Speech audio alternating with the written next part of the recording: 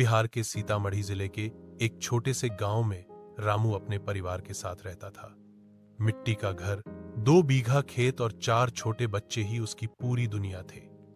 लेकिन उस साल बरसात ने सब कुछ बदल दिया। आसमान से बरसते पानी ने धीरे धीरे गांव को डुबो दिया।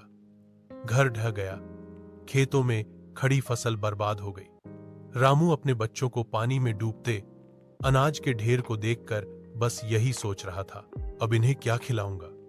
इन मासूमों का पेट कैसे भरेगा? रात को बच्चे भूख से रोते और रामू की पत्नी रोते रोते कहती, हमारे घर में अब चूल्हा कैसे जलेगा? रोटी कहां से आएगी? यह सुनकर रामू का कलेजा फट जाता। इसी मजबूरी ने रामू को गुजरात जाने पर मजबूर कर दिया।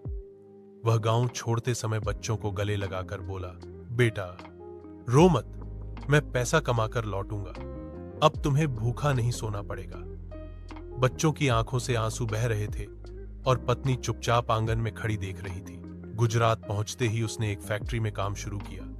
दिन रात पसीना बहाकर वह थोड़े पैसे बचाता और गांव भेज देता। जब भी उसका बच्चा फोन पर कहता, बाबा हमें अब खाना मिल जाता है, तो रामू की आंखें भर आती।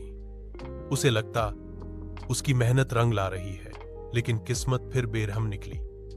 एक दिन फैक्ट्री की मशीन अचानक खराब हो गई और रामू का हाथ बुरी तरह फंस गया। चीख पुकार मच गई और खून से लथपथ रामू अस्पताल पहुंचा। डॉक्टर ने कहा, अब कुछ महीनों तक यह भारी काम नहीं कर पाएगा। रामू की दुनिया जैसे थम गई। उसने बिस्तर पर लेटे लेटे सोचा, बच्चों से वादा किया था कि उन्हें भूखा नहीं रहने दूंगा, अब यह हाथ ही साथ छोड़ गया, मैं कैसे निभाऊंगा अपना वादा? उसकी आंखों से आंसू बहते रहे, लेकिन फिर मन में हिम्मत आ